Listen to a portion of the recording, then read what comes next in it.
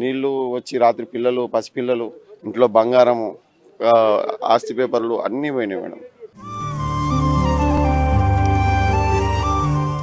మా ఎమ్మెల్యే కానీ ఎంపీ కానీ ఎవరు రెస్పాండ్ అవ్వట్లేదు, మా ముఖాలు చుట్టలేదు అసలు ఈ రోజు వరకు కూడా.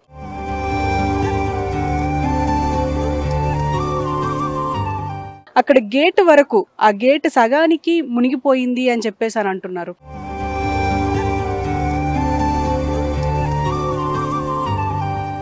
నగరంలో చిన్న వర్షానికే మొత్తం అల్లకల్లోలం అవుతుంది అనుకోవాలి.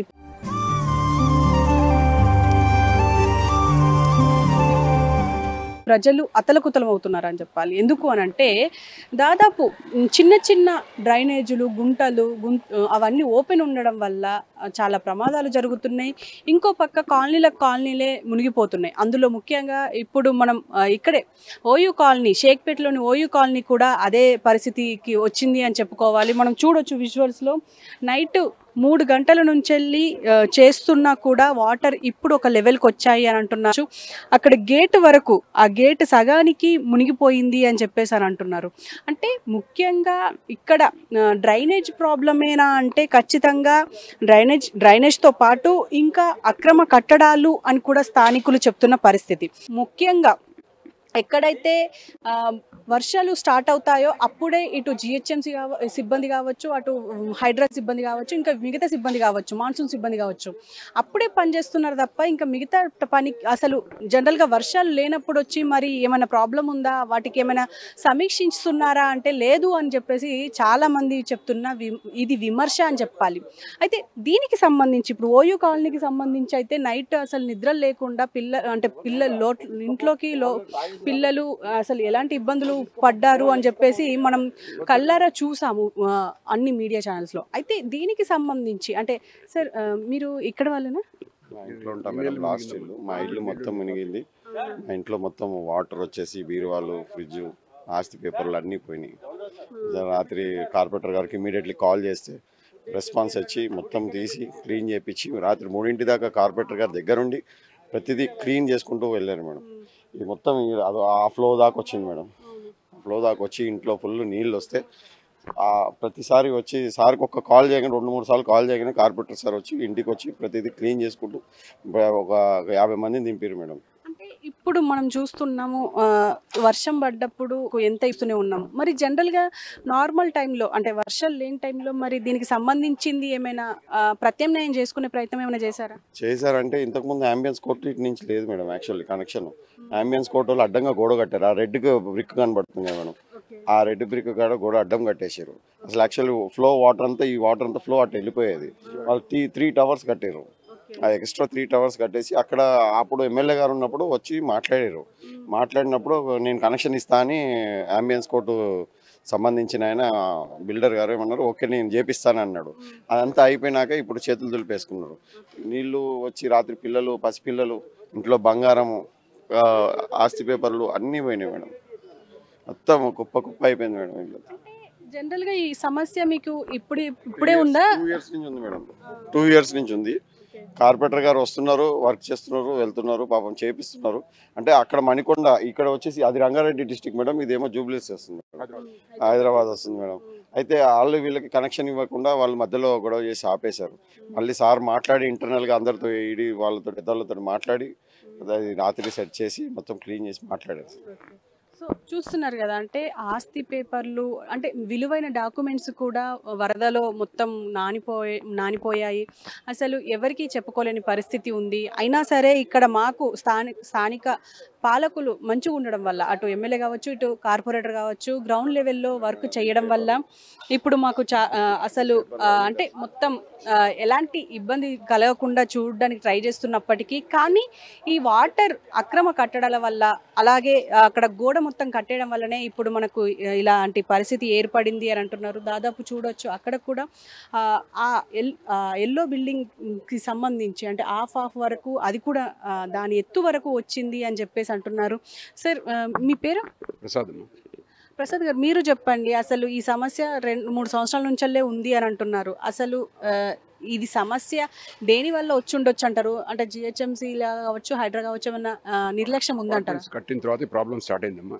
అపార్ట్మెంట్స్ కట్టినప్పుడు వాళ్ళు లైన్ ఇస్తా ఉన్నారు, ఇవ్వలేదు. దాని తర్వాత 2 డిస్ట్రిక్ట్ల మూలాన ఆఫీసర్స్ ఇన్సైడ్ కాక ప్రాబ్లమ్ స్టార్ట్ అయింది. ఎవ్రీ టైం కార్పొరేటర్ గారు రెస్పాండ్ అవుతున్నారు. ఏ చిన్న మనం పని చెప్పినా కూడా ఇమీడియట్గా వస్తున్నారు. ఆయన మ్యాక్సిమం ట్రై చేస్తున్నారు. నిన్న రాత్రి కూడా లేబర్ లేకపోతే ఆయన మోటార్ బండిలో పెట్టుకుని తీసుకొచ్చారు. ఇవాళ మార్నింగ్ కూడా మళ్ళీ ఉన్నారు. ఆయన నిలబడి చేయిస్తారు ఏదైనా సరే. తర్వాత మా ఎమ్మెల్యే కానీ ఎంపీ కానీ ఎవరు రెస్పాండ్ అవ్వట్లేదు. మా ముఖాలు చుట్టలేదు అసలు ఈ రోజు వరకు కూడా.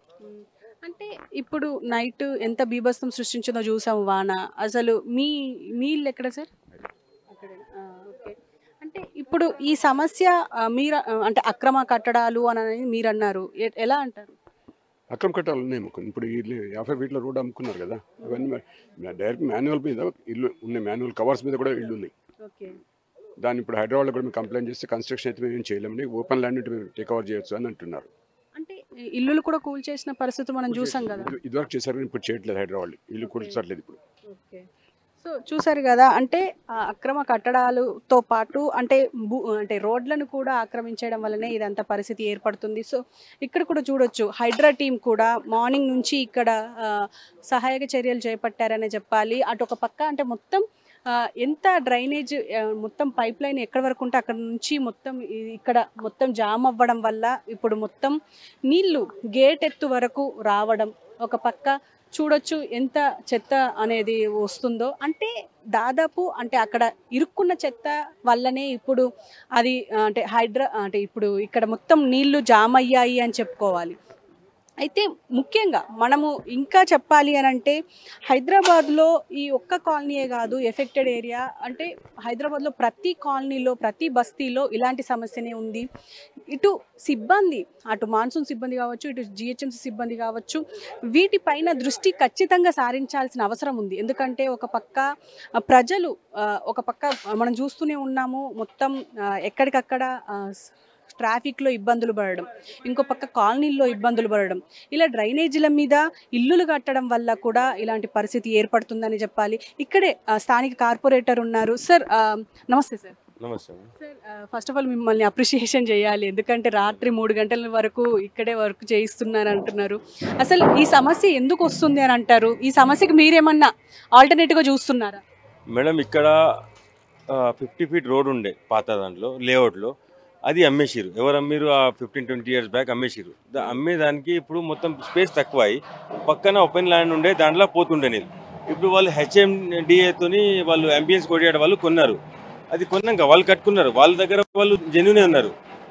అయితే తర్వాత మేడం ఇక్కడ నీళ్ళు స్టాగ్నేషన్ అయ్యి ఇటు లోపల వచ్చి నీళ్ళు వస్తున్నాయి. అయితే మేము లాస్ట్ ఇయర్ 60 lakhsది 900 mm డయా స్టోమ్ వాటర్ డ్రైన్లను వేసినాం. కానీ మణికొండ పక్కన మున్సిపాలిటీ ఉంది, మన జిహెచ్ఎంసీ లిమిట్ ఖతం అవుతుంది డ్రీమ్ వ్యాలీ దగ్గర. దానివల్ల వాళ్ళు కలిపేదానికి ఇవ్వలేరు, అప్పుడు ఆపేసారు. అయితే మొన్న ప్రాబ్లం అయిన తర్వాత నిన్ననే జోనల్ సార్తో కమిషనర్ సార్తో మాట్లాడినాం. ఇప్పుడు 450 డయా పైపులు కూడా ఆర్డర్ చేసినాం మేడం. ఈరోజు ఈవినింగ్ వరకు ఈ పని మొత్తం కంప్లీట్ అయిపోతుంది.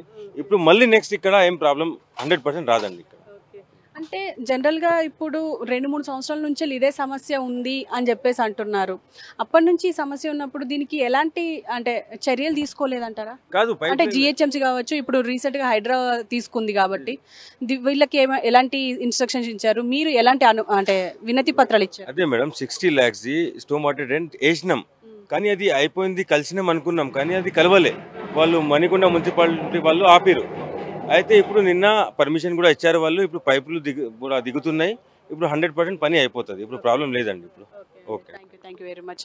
సో చూసారు కదా, అంటే ఇక్కడ స్థానిక కార్పొరేటర్ కూడా చర్యలు తీసుకుంటున్నాము. మేము ఖచ్చితంగా దీనికి సంబంధించి మళ్ళీ ఇలాంటి సమస్య తలెత్తకుండా మేము అన్ని విధాలుగా ఏర్పాట్లు చేస్తున్నాము. అలాగే 60 లక్షలు పెట్టి మళ్ళీ కొత్త సిస్టమ్ ఏర్పాటు చేసుకుంటాం అని చెప్పేసి అంటున్నారు. ఇటు చూడొచ్చు మనం మొత్తం ఇదంతా చెత్త ఎత్తేయడానికి కూడా ఒక పక్క సన్నద్ధాలు చేస్తుంది. అటు జిహెచ్ఎంసీ నుంచి వచ్చిన ట్రక్ కూడా చూడొచ్చు. మొత్తం అంటే ఎక్కడెక్కడ అంటే చెత్త ఎక్కడైతే ఉందో అదంతా తీసుకెళ్ళి మరి క్లియర్ చేయడానికి ఇప్పుడు మనం చూస్తున్నాము లైన్లో. అంటే ఎప్పుడు ఇటు కావచ్చు, ఇటు అధికారులు కావచ్చు, అటు సిబ్బంది కావచ్చు, వీటిపైనే ఇప్పుడు ఉన్నారు. అయితే ఇప్పుడు మనం విమర్శల గురించి మాట్లాడుకుంటే మాత్రం ఖచ్చితంగా అంటే ఇప్పుడు కృష్ణానగర్ కాలనీ, కృష్ణానగర్ కావచ్చు, ఫిలిం నగర్ బస్తీలో కావచ్చు, ఇంకో పక్క ఇటు ఎక్కడ లోతట్టు ప్రాంతాలు ఉన్నాయో ఇవన్నీ ముంపుకు గురవుతున్నాయి, వరదకు గురవుతున్నాయి అని చెప్పాలి. ఎందుకంటే వర్షం పడితే కంటి మీద కునుకుండదు బస్తీవాసులకి. అలాంటిది ఇప్పుడు మనము చూస్తున్నాము, రాత్రి నుంచి ఓయూ కాలనీలో అసలు నిద్ర లేకుండా ఉంది. ఇప్పుడిప్పుడు వాటర్ పోవడం వల్ల ఇదంతా క్లియర్ అవ్వడం వల్ల ఇబ్బంది తగ్గింది అని చెప్పుకోవచ్చు.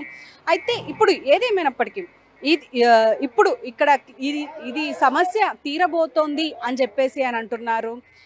మరి చూడాలి, మరి ఇలాంటివి ముందే అధికారులు గుర్తించి వీటిపైన ఒక సమీక్ష ఏర్పాటు చేసి, ఎందుకంటే ఇప్పటికే అటు పొన్నం ప్రభాకర్ కావచ్చు, ఇటు సీఎం రేవంత్ రెడ్డి కావచ్చు, వీటిపైన ఖచ్చితంగా సమీక్షించాలి.